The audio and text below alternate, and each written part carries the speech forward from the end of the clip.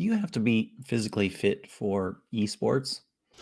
At first glance, probably not. You're literally pushing buttons, watching a screen. On second thought, maybe. Maybe being in better physical shape makes you mentally sharper and tougher through the long haul of games and tournaments. To find out, I chatted with Fnatic esports team member JW. JW plays Counter Strike Global Offensive, and he works out with the top AI powered fitness app, Freeletics. So my name is Jesper Wexel.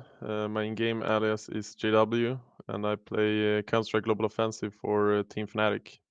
I play different roles. I've used to be like the sniper rifle for the team.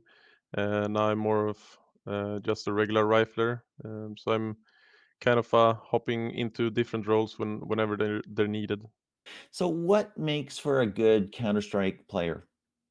I think what makes for a good Counter-Strike player is first of all, the mentality. I think is really, really important that you have the right mentality and that you can always stay like in a good mentality because like it's computer games in the end, and I think a good mindset and a good confidence can make it or break it. So I think the mentality is easily the biggest part in my opinion.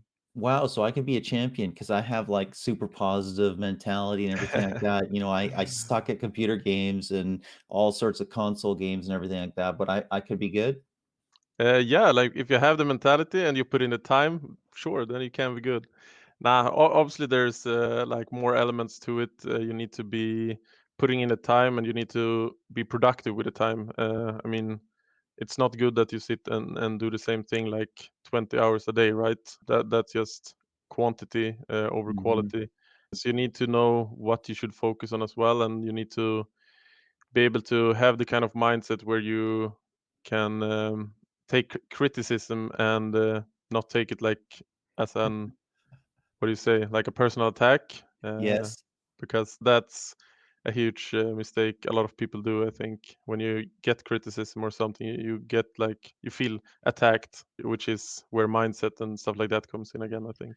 Now, I would assume you'd also need some level of physical dexterity with your fingers. You'd need some level of speed with your mind and other stuff like that to be a great player. You've won multiple tournaments, correct? Yeah, I almost won like everything there is to win, I think. And yeah, obviously you need to be like good with the mouse coordination and the keyboard coordination. But that's something for me. Example, it's something I take for granted because I've been doing this since I was a little kid. So it's not nothing really I have to think about or train regularly or something like that.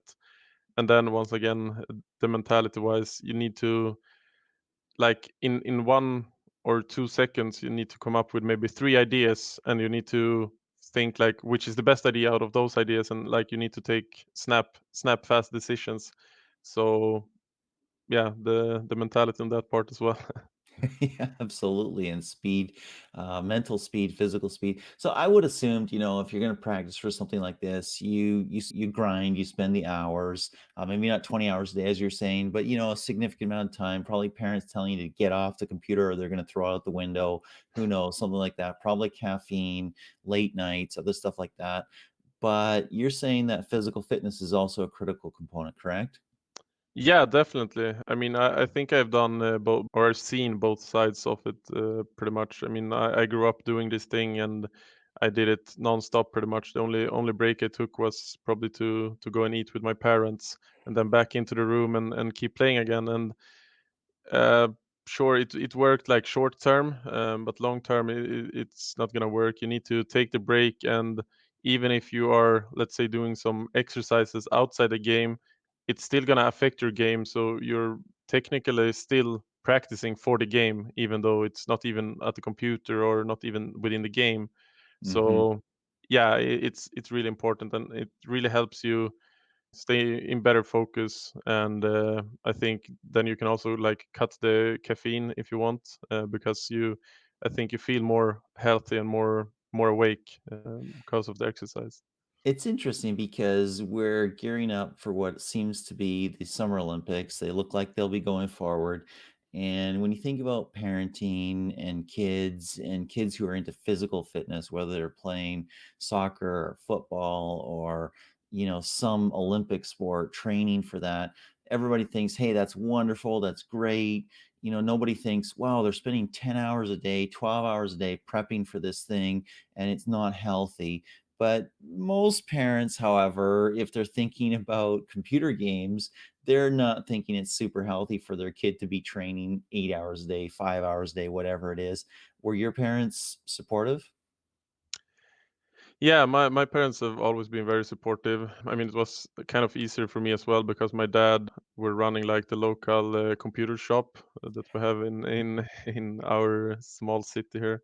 So it was pretty easy, but also they saw like all these other good elements in it, like maybe you're not super popular in school and stuff like that, but like in the internet world, you can be kind of whoever you want, which is a good and a bad thing because a lot of people choose to be a bad person because of that. But if you actually choose to be like a good person, you can get a lot of friends, and it's a very social thing. And I think you can really have it such kind of like an escape zone. I think a lot of people have had that. Me personally as well. Sometimes during my younger years, like I could escape away from my reality and play computer games and see friends, even though I didn't really have friends, maybe. Hmm. So they were always very supportive because they understood, especially the social element of it all. I think. So let's talk about the physical fitness. You've been doing something with Freeletics. What do you do?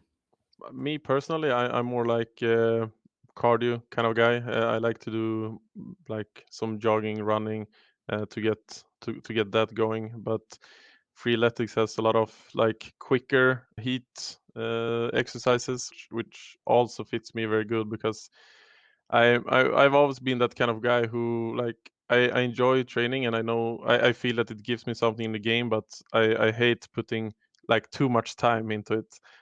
So those heat exercises is something that's really good for me because they're kind of short and yeah, higher intensity. So I think there's something for everyone. I mean, someone surely likes to spend 90 minutes instead of just 40 minutes, and then there's something for them. But Hmm. I don't personally like that.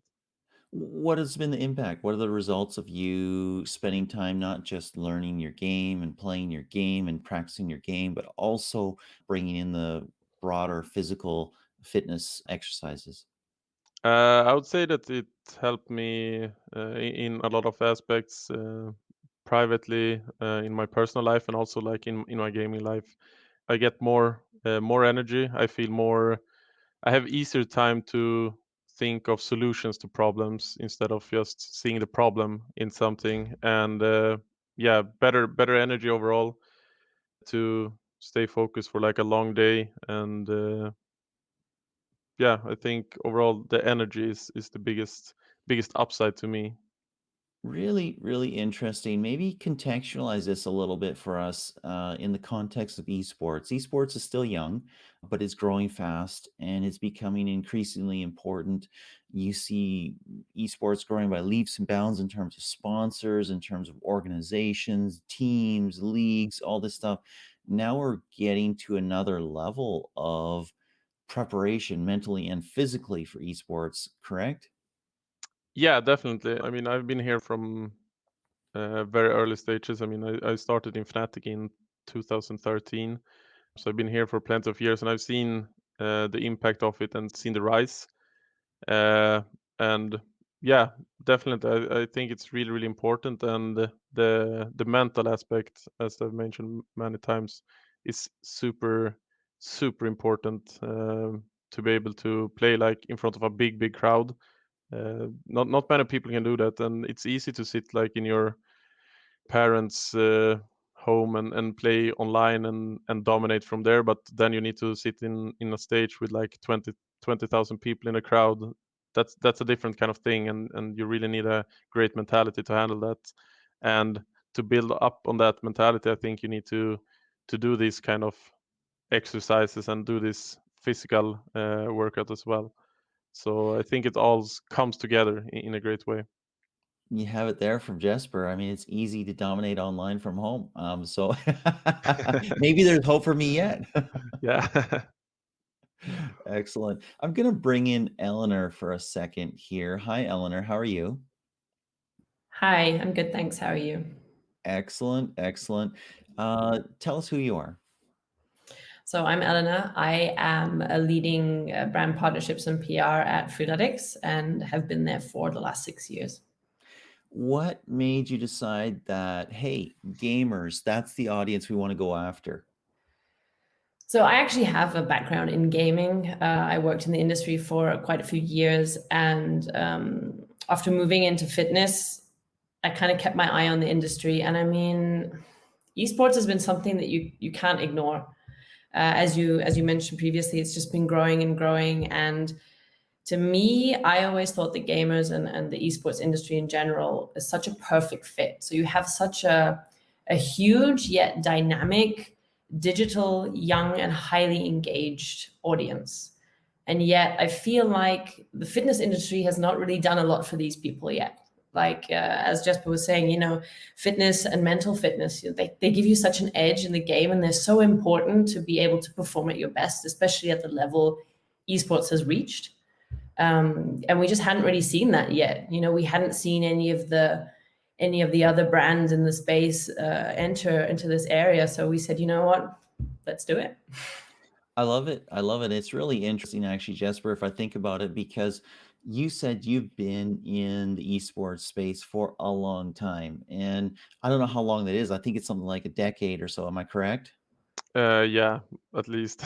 At least. So that seems like a long time for gamers because it seems like the kind of thing that you flame out really quickly. Like you rise to the top when you're amazing and you have a few years at the top and you kind of burn out and leave. Am I right? Uh, yeah, I mean, I think it's kind of too early still to like know the lifetime of a player within esports, and I think it's also like too early to know when is the time to stop, because we have like maybe one or two, maybe three players that is like over 30 years old still competing. So you don't know yet, like when are you not able to do this anymore? But I think like if you start out with these kind of things early, knowing that you need to work on your mentality, knowing that you need to work on the physical stuff, I think you will be pushing towards a longer lifetime career. Mm-hmm. Mm-hmm. So yeah, I think it's really really important to stay in touch with it. That's one of the things I was thinking about, Eleanor, is that we know that physical fitness lends itself to mental fitness, right? That if you are physically fit, you stay younger mentally, correct? Absolutely, and we've also seen that more and more people, especially since COVID, have been realizing the benefits long term for emotional and mental health. So we've run studies and we've seen that people have turned to fitness recently to really deal with stress, anxiety, but also realize it has huge mental benefits that can be reaped. Absolutely. I love that aspect. I'm going to bring Jesper in for a second to talk about that because I'll say I'm a hockey player. I play ice hockey. Not a lot lately because you can't get inside and play in a rink with COVID. Hopefully, very soon. I live in Vancouver, Canada. I'm single vaccinated, double will come next week or something like that. So maybe we'll start up. But one of the best things about playing ice hockey as a means of physical fitness is not just the fitness or anything like that, but when you're on the ice, you're just on the ice. That's all you're doing. That's all you're thinking about. Everything else drops away. The stress of work, the stress of family, or whatever else is going on. Are you finding something similar about physical fitness for your job? Yeah, definitely. I think like if you do the things leading up to like a big tournament, if you do those things correct, then you can actually just sit down on that stage in front of that crowd and you just zone into the game. You don't notice like how many people are in the crowd cheering. You don't notice how much pressure is on the line. Like I mean, I played in plenty of finals with like if you lose, there's like 100 grand. If you win, there's like a few more 100,000 of grands, and you can't think that way. You need to just zone in, focus on the game. And I think if you haven't done that job prior to that, I think it's easier to start thinking like, oh, they're sharing there, and like you start to lose that mental vibe, and maybe you start to think about the money. What is actually at stake here? What can I lose by missing this? And you can't afford that, because every mistake, someone like the opponent is gonna rip you off of that. So super important. I'll bring Eleanor back. I mean, maybe to end here, what are you seeing as a response among gamers? I mean, gamers are not typically people that everybody thinks about when they think about super physically fit, super interested in eating the right thing, drinking the right thing, and working out. What's the response to among gamers for an exercise program, fitness program tailored for their needs? It's certainly not the first thing you think about, absolutely. But so far, I've been very, very pleased with the response. So overwhelmingly positive. And two things I really hope to, that will be the takeaways from this will be that firstly, gamers perhaps feel more seen, like more visible in the industry, and that people are actually considering them as people who would be interested in fitness, in increasing their performance, in looking after their mindset, all these things like confidence, self-talk, getting comfortable, being uncomfortable. I know that this is super relevant for Fnatic and for other gamers. And these are things you can really strengthen with fitness. So I hope that gamers on one hand will feel more represented through this, but on the other hand will actually see this as a door opening and maybe an opportunity for them to change their thinking and to realize, hey, actually, this is something I can benefit from. And this is a way for me to level up, not just in game, but in real life as well. Wonderful. Love it. Eleanor, thank you so much. Jesper, thank you so much. Do appreciate your time. Thank you.